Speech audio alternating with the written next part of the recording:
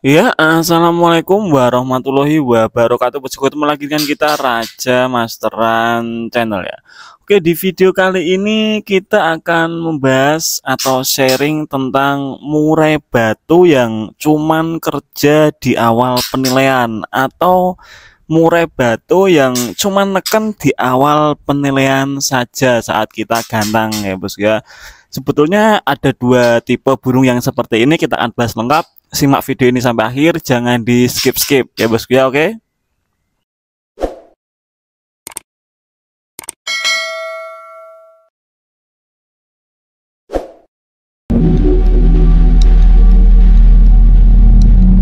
Nah, ketika kita membahas tentang murai batu yang cuman kerja saat awal penilaian saja atau cuman neken saat awal penilaian saja ya bos ya, bongkar materi lah, sujud-sujud itu cuman di awal penilaian saja, kira-kira mungkin 3 menit awal penilaian atau 5 menit. Habis itu ngeblong atau ngetem, habis itu pasang badan ya. Biasanya yang paling sering terjadi itu di 3 menit terakhir itu kebanyakan pasang badannya sambil mangap ya. Itu sering terjadi di murai batu saya juga.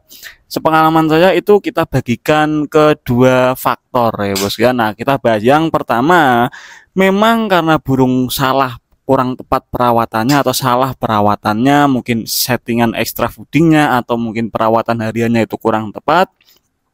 Atau yang kedua itu burung yang memang lagi nggak kondisi saja, mungkin karena faktor cuaca ataupun kurang apalah. Intinya sebelumnya kerja bagus, full durasi, tapi tiba-tiba kerjanya cuman separuh, cuman di awal saja. Nah, itu kita akan bahas lengkap. Yang pertama, untuk kasus burung yang memang belum pernah kerja full durasi ya. Nah, ketika kita bahas masalah burung yang ketika digantang itu cuman kerja di awal penilaian saja, sebelumnya juga selalu seperti itu, nggak pernah nggak pernah kerja full durasi lah ya bos. Nah, itu ada beberapa hal yang perlu kita perhatikan. Yang pertama, apakah burung kita ini over penjemuran atau enggak? Karena salah-salah ya bos ya.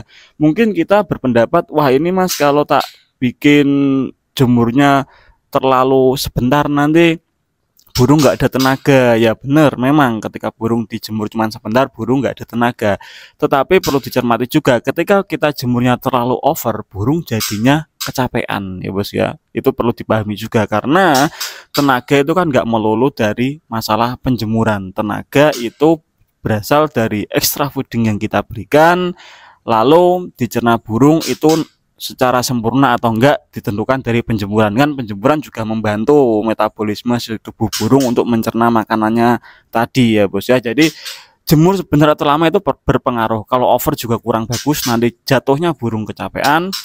Kalau kurang jemur juga kurang bagus, jatuhnya nanti burung nggak terbiasa, apa ya, fisiknya nggak terbiasa terlatih lah, ininya seperti itu ya. Nah, terus apalagi masalah porsi extra fooding ya bos ya. Nah, extra fooding ini diperhatikan juga. Kalau kita kasih extra fooding harian lumayan banyak, katakanlah 10-10 lah atau 8-8, sedangkan burung dijemur cuman 15 menitan, 20 menitan, yang ditakutkan itu makanan yang kita berikan nggak bisa dicerna burung secara sempurna, alhasil nggak jadi tenaga dengan bagus lah, dengan apa yang kita inginkan ya bos ya, seperti itu. Begitupun sebaliknya, kalau kita kasih EF sedikit itu ditakutkan juga nanti burung kurang asupan, ya lemes juga akhirnya ya bos ya. Jadi ya nggak usah bingung, ininya gini, kalau kita karakternya kan sudah pernah kita bahas di sebelum video-video sebelumnya ya bos ya, tentang burung kita ini hariannya kasih banyak atau sedikit extra foodingnya sesuai karakter burung. Kalau karakter tipe dingin, kalau saya pribadi lebih suka kasih EF sedikit karena dia secara sistem metabolismenya itu nggak begitu cepat ya bos ya. Kalau kita kasih ekstra fooding harian terlalu banyak, ditakutkan nanti malah nggak bisa dicerna secara sempurna, alhasil burung malah jadi ngembang bulu segala macamnya tadi. Nah, begitupun sebaliknya, ketika kita rawat burung murai batu tipe panas itu biasanya kita kasih extra fooding agak banyak nggak masalah, tetapi juga perlu diperhatikan jangan sampai efek dari extra fooding yang tetap memberikan apa ya, kenaikan suhu tubuh terhadap si burung itu menjadi berlebihan. Alhasil burung juga sering ngembang bulu juga, sering mangap juga. Nah, makanya itu dicari yang pas. Masalah extra fooding dan jemur ini harus imbang ya bos kan. Nah, itu yang pertama kita bahas tentang burung yang belum pernah kerja full durasi. Terus diperhatikan juga masalah menyimpan tenaga burung dengan betul. Jangan sampai burung kita yang belum pernah kerja full durasi kok harian sudah terlalu gacor. Mungkin kita banyak burung lain, burung murai misalnya. Jadi kan burung tenaga banyak terbuang sia-sia di rumah ya. Itu bisa kita usahakan coba disendirikan. Kali aja ketika kita sendirikan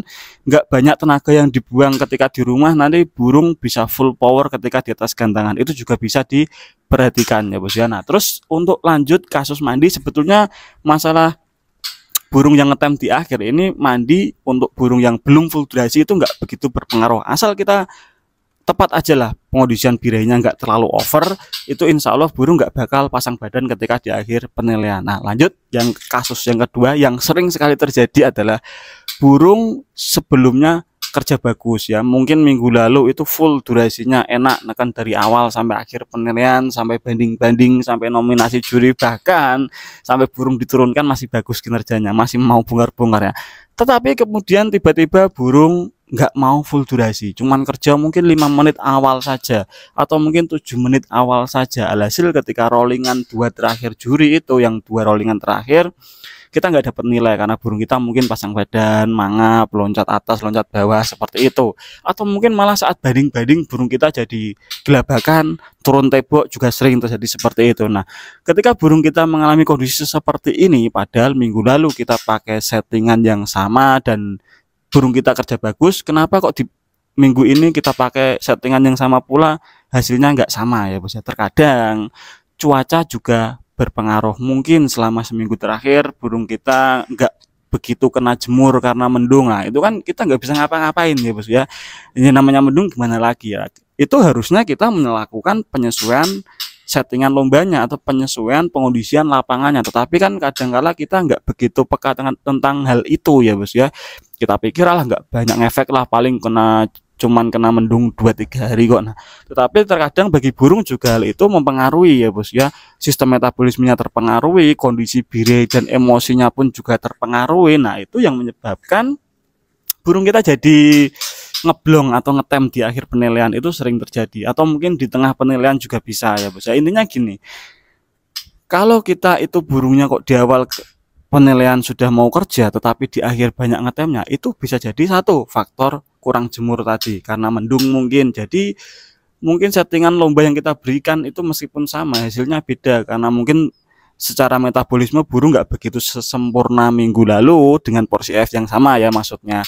Nah, atau mungkin juga burung ini lebih cenderung naik birahinya karena faktor mendung, mungkin nggak pernah kena jemur, nggak pernah diablak mungkin karena hujan ya. Itu juga bisa berpengaruh ya. Ini juga kemarin terjadi dengan gacuan saya sendiri. Saya juga sempat, waduh kok kayak gini ya, padahal minggu lalu enak loh, ini juara loh. Nah itu juga sering terjadi, padahal bahkan pada burung-burung yang mapan sekalipun, yang sudah stabil sekalipun.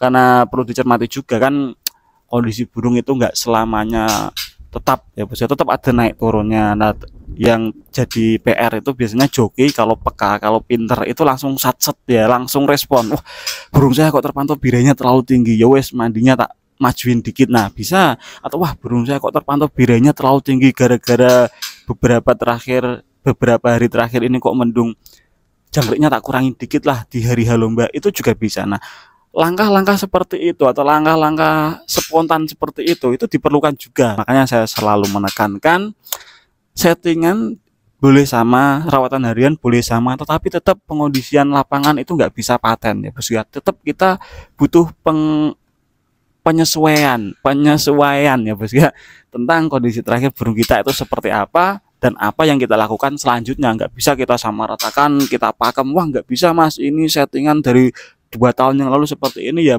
kerja nggak kerja kita pakai settingan seperti ini ya, monggo itu burung sampean. Tetapi biasanya ada masanya burung nggak akan kerja maksimal seperti yang sebelum-sebelumnya ya bos ya, karena beberapa faktor tadi. Kalau saya pribadi kemarin mengevaluasi kinerja gacuan saya itu karena faktor beberapa terakhir hari ini itu nggak ada sinar matahari saat pagi ya, mendung terus. Jadi burung ya seperti kurang jemur, tetapi saya kemarin nggak begitu memperhatikan saat di lapangan karena sibuk ngobrol ya.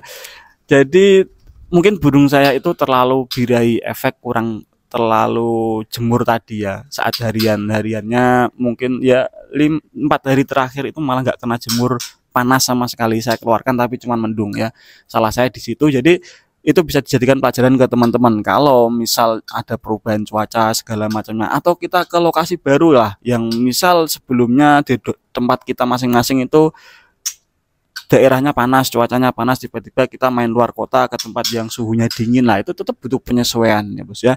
Kalau kita sama ratakan nanti nggak bakal kerja maksimal, itu sering terjadi hal yang seperti itu. Nah biasanya ketika burung kita seperti itu, untuk naik sesi kedua ketiganya itu sudah lebih mendingan ya bos ya, karena burung mungkin sudah beradaptasi dengan lingkungan di sekitar tersebut, sudah beradaptasi dengan suhu ataupun cuaca di lingkungan tersebut. Jadi burung lebih enak kinerjanya, nggak naik birahinya terkadang kan sudah terbuang di sesi pertama tadi. Jadi sesi keduanya biasanya lebih bagus kinerjanya dengan settingan yang sama seperti minggu-minggu sebelumnya ya bos ya. Tetapi kan ya repot juga kalau kita kondangan satu sesi, apalagi kalau kita sesi utamanya itu pertama kali kan ya repot ya bos ya. Jadi itu perlu diperhatikan. Nah untuk teman-teman yang masih belum nemu kok full durasinya tadi, dari dulu kok belum ketemu settingan terbaiknya yang full durasi, itu coba diperhatikan masalah jemur dan porsi extra foodingnya, itu diperhatikan. Kalau itu bisa seimbang, insya Allah